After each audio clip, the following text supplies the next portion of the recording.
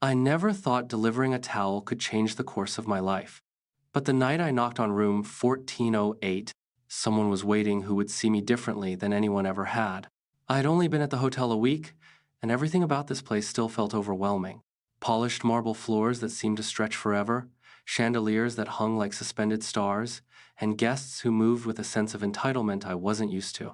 I reminded myself over and over, this is a job. Just a job. My first week had been routine make beds, replace towels, vacuum, dust, the usual. Most guests were pleasant enough, offering polite nods if I passed in the hall, but none of them ever really looked at me, at least not like him. It was late afternoon when the call came through the reception desk. Ryan, my supervisor said, glancing at the monitor, we need you to deliver a new towel to room 1408. The guest requested it personally. I nodded, trying not to overthink it. Delivering a towel was part of my job, nothing unusual. But something in the way my supervisor said it made my stomach tighten. Yes, sir, I replied, taking the elevator up to the 14th floor. Room 1408 was at the end of the hallway. A suite that exuded understated luxury soft cream carpets, sleek dark furniture, a panoramic view of the city skyline. I knocked lightly, and the door opened before I could even ring the bell. He was sitting by the floor-to-ceiling window, a laptop balanced on his knees. The sunlight caught his hair, making it shine like burnished copper. But what caught me most was his eyes. They landed on me with a precision that made me flush immediately. Not a casual glance, not a polite nod. He really looked, as if he was trying to figure out something about me that I didn't even know myself. Ah, the towel, he said, his voice smooth, calm. He leaned back, the city behind him like a painting. Thank you. What's your name? I stammered. Ryan. He smiled, not in a teasing way, but in a way that made me feel exposed and considered all at once. Ryan. That's a good name. I wanted to just hand him the towel and leave, but he gestured for me to stay. I froze, unsure if he was joking. You're new here, aren't you? He asked casually, but his gaze lingered. Yes, just started last week, I admitted. My heart pounded. No client had ever asked me questions like this before, let alone looked at me like this. I see, he said thoughtfully. I hope you like it here. I nodded, feeling an odd mix of nerves and curiosity. It's fine, busy, but okay. He closed his laptop slowly, leaning forward slightly. Do you work in hospitality often? I shrugged. Not really. I've done cleaning before, but this is my first five-star hotel. He smiled again, and this time it was gentler, warmer. Well, you're doing a good job. I can tell. I didn't know what to say. Compliments from guests were rare, and from someone like him, even rarer. I felt my face heat up under his attention. I should let you get back to work, he said after a moment, leaning back. But it's nice to meet you, Ryan. I managed a small nod. Nice to meet you too, sir. He chuckled softly at my formality. Call me Logan.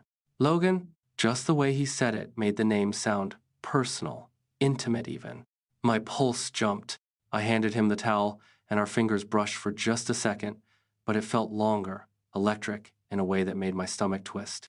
Thanks, Ryan. See you around? He asked, eyes glinting with amusement. I swallowed hard.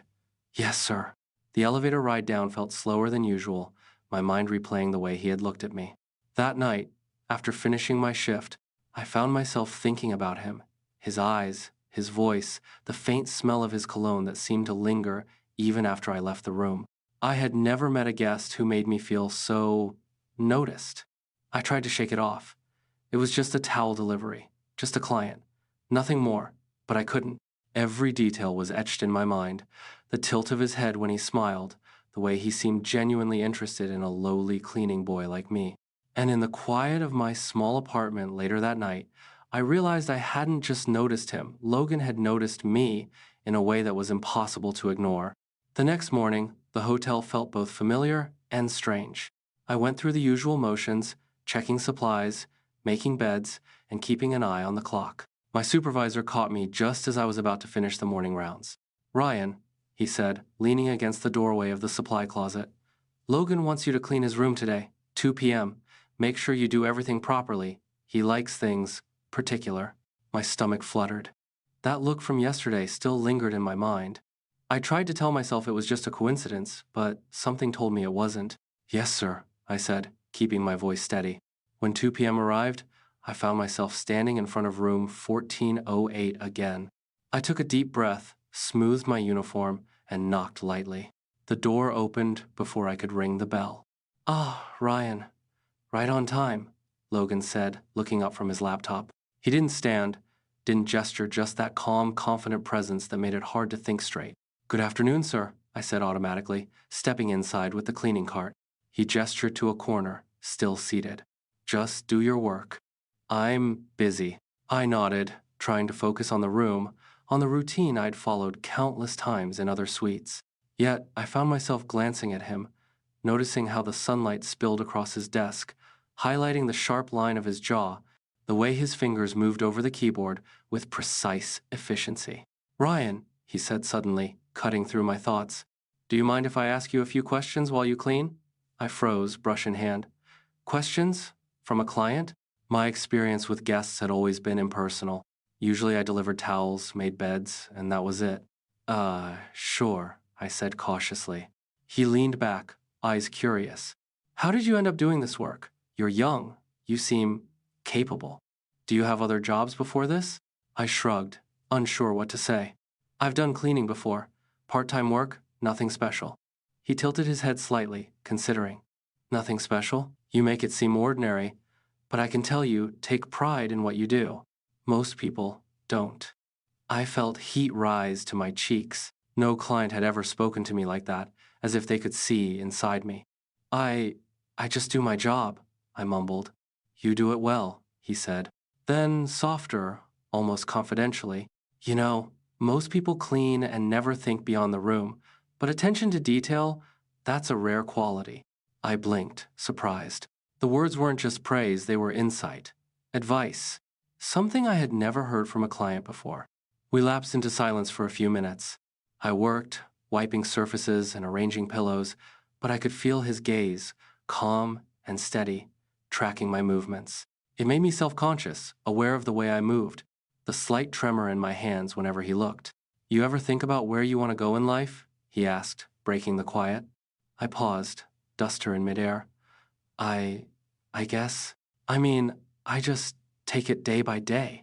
He nodded slowly, as if weighing my answer. Nothing wrong with that, but you have potential. Don't waste it. I swallowed hard. Potential. That word carried weight. No one had ever spoken to me like this before, as if they actually believed I could be more. Do you have any hobbies? He asked next, still calm, still observing. I work out sometimes.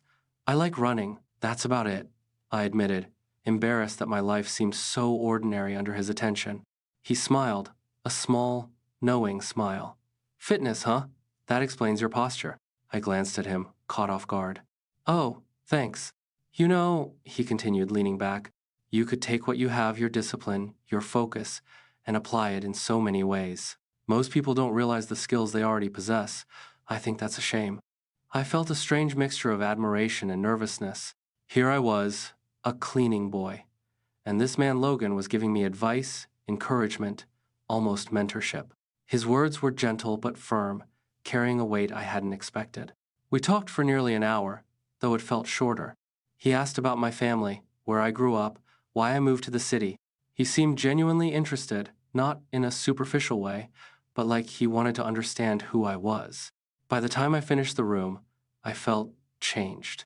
A simple cleaning task had become something more, an exchange of attention and thoughtfulness I couldn't ignore.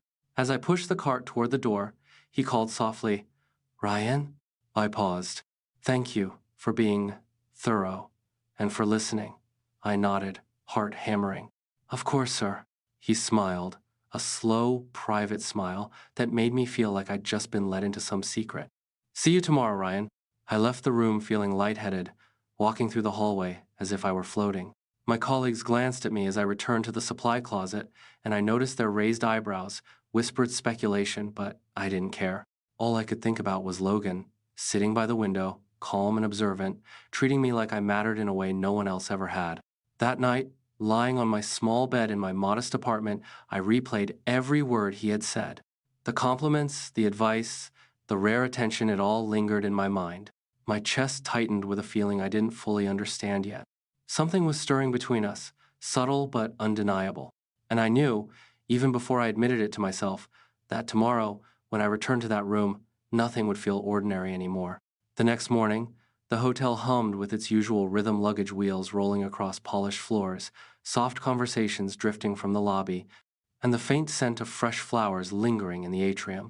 I moved through the routine mechanically, making beds, refilling toiletries, and wiping surfaces with the same diligence I had always done. When I reached the 14th floor that morning, I noticed immediately. Room 1408 was quiet. No laptop glow behind the curtains, no faint sound of keys tapping in steady rhythm. Perhaps Logan had left early for work. That thought gave me a small pang. I had grown accustomed to seeing him, even if only from a distance. I completed my rounds with the other cleaning staff, exchanging casual greetings but feeling a little restless. Something about that room being empty left a hollow sensation in my chest, like a pause in the flow of the day. The following day, I was once again assigned to room 1408. I pushed the cart through the hallway, feeling the familiar mix of anticipation and nerves. This time, as I knocked on the door, it opened just a crack, and I was greeted not by the usual calm composure, but by a weak, almost pained expression. Ryan.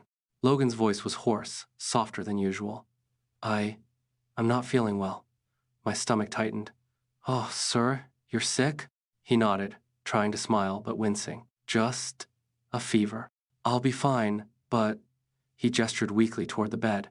Could you, maybe, help me a bit? I swallowed hard, torn between professional boundaries and an instinctive urge to help. Seeing him like this vulnerable, unguarded awoke something I hadn't felt before. Of course, I said quietly, setting the cart aside.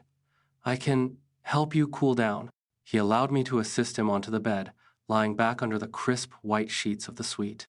I fetched a damp towel and gently pressed it to his forehead, careful not to overstep, careful not to make this anything more than caring for a sick guest. Thank you, Ryan, he murmured, closing his eyes briefly.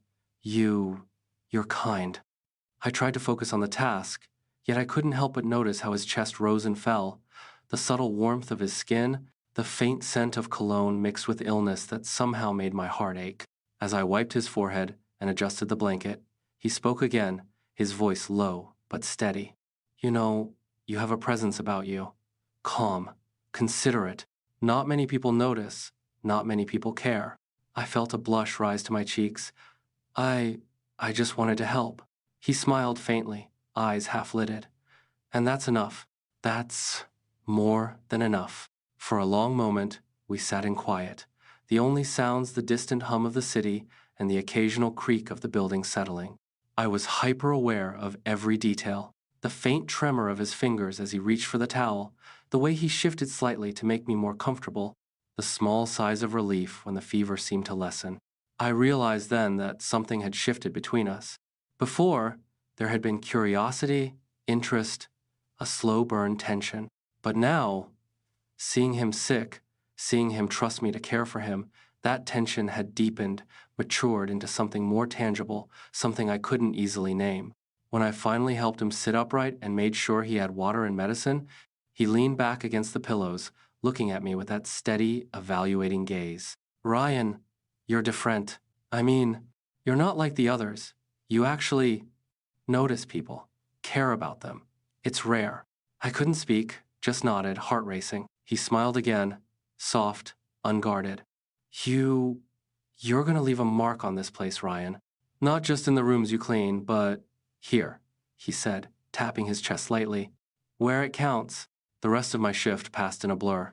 I tried to focus on cleaning other areas, but my mind kept returning to him. His soft-spoken words, his vulnerability, the way he had allowed me into a moment that no other guest would ever permit. That evening, as I prepared to leave, I paused outside his suite. He was sitting up now, wrapped in the hotel's plush blanket, looking more like the composed, confident man I had first met. But there was something different, something warmer, more personal in the way he looked at me. Ryan, he called softly. Thank you, again, for today. I nodded, unsure of what to say. Anytime, sir.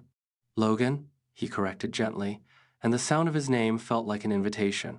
I left the room feeling a strange combination of exhilaration and anxiety. My thoughts were tangled with images of him, the unexpected closeness we had shared, and the way his trust had made my chest tighten. That night, lying in bed, I replayed every moment. His fevered groan, the careful way I had wiped his forehead, the subtle glance that had lingered longer than necessary. I realized, with a sudden clarity, that everything had changed. This wasn't just a client anymore. Something unspoken had begun, something delicate, something dangerous if it ever became too real. And yet, I couldn't stop thinking about him. Logan wasn't just a VIP staying at a luxury hotel. Logan had become a presence in my life, unavoidable and intoxicating, a force I didn't know I was ready for. After that day, the hotel seemed smaller, louder, and somehow heavier. My colleagues whispered more often as we moved through the halls, throwing side glances that made me feel like an exhibit in some strange experiment. "Have you noticed how Logan always asks for Ryan?" One of the cleaners muttered as we prepped rooms on the 12th floor. "I mean, it's weird, right?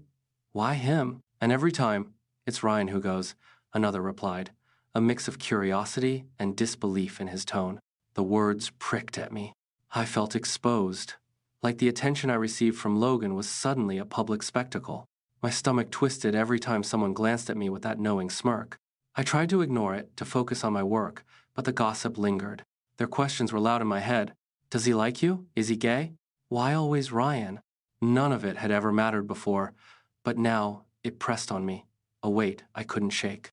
That evening, I finally confronted Logan when he called me to clean his room again. I hesitated at the door, gathering courage. "Logan, I need to say something," I began, my voice steadier than I felt.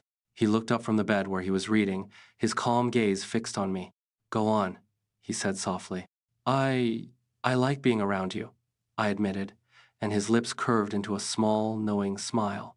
"But I need to keep boundaries. Not just for me, but for the people around us. My colleagues, other guests, it's complicated." He leaned back, considering, and then nodded slowly. "I understand. Boundaries are important.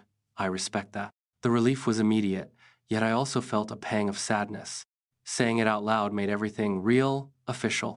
But Logan's eyes didn't waver, and his respect for my words only deepened the strange intimacy between us. Days passed, and the rhythm of the hotel continued. Logan maintained his presence without pushing any further, and I continued my work, careful and professional. Yet, underneath, a quiet anticipation brewed in both of us, unspoken but understood. The night before he was due to leave the hotel, he called me again. "Ryan, I'd like you to have dinner with me, in my room. One last time before I go." My heart skipped. Dinner in his room? Alone? The invitation felt loaded with significance. I hesitated, weighing professionalism against a personal desire I couldn't ignore. "Logan, I don't know if that's appropriate," I said, trying to mask the tremor in my voice. He answered softly, "It's your day off, I know. No one else will be here. Just dinner. Nothing more, unless we both want it." After a moment, I nodded, telling myself it was harmless, that it was part of the strange, unspoken bond we had built. That evening, I entered room 1408, carrying a small bottle of wine I had bought on the way. The suite was softly lit, city lights spilling through the windows. Logan greeted me with that calm, collected presence, but the faint curve of his lips hinted at anticipation. We sat at the small dining table, sharing a quiet meal, talking about trivial things, but beneath it, a current of tension hummed. Every glance, every brush of hands reaching for dishes, carried weight. At one point, he leaned back in his chair, studying me. "You know, Ryan, you don't have to hide who you are around me," he said softly. "I like you, not just as someone who cleans rooms. I like you." My breath caught. I had waited for this moment, feared it, and yet the words, calm and sure, made my chest ache. I like you too," I admitted, voice barely above a whisper. The room seemed to shrink around us, and for the first time, the world outside didn't exist. He reached across the table, fingers brushing mine. The contact was light, tentative, but it sent a spark through me that I couldn't ignore. My pulse raced, thoughts spinning, yet a strange sense of rightness settled over me. "Ryan, I want you to come with me," he said, his voice low. "Move. Live with me, if you want." I hesitated, torn between the life I knew, the boundaries I had fought to maintain, and the pull of something new, something intimate, something real. After a pause, I nodded, letting my desire outweigh my caution. The moment stretched, quiet but heavy with unspoken emotion. Slowly, deliberately, he leaned in. Our lips met in a gentle, lingering kiss, tentative at first, then more certain. It was soft, sweet, and yet it carried everything we had left unsaid over the past days, the glances, the conversations, the shared care. When we finally pulled back, Logan's eyes held mine, warm and unwavering. I have to leave in the morning, he said quietly, but I'll be back, I promise. I nodded, heart still racing. I'll be here. That night, I lay awake in my dorm, replaying every moment, every touch, every word. For the first time, I didn't feel invisible. I didn't feel like just a cleaning boy. I felt seen, desired, and, in a way I had never imagined, loved. And I knew that this was only the beginning. So, thanks for watching. Please don't forget to subscribe and consider making a donation to our channel if you enjoyed this slow burn romance love story. See you soon!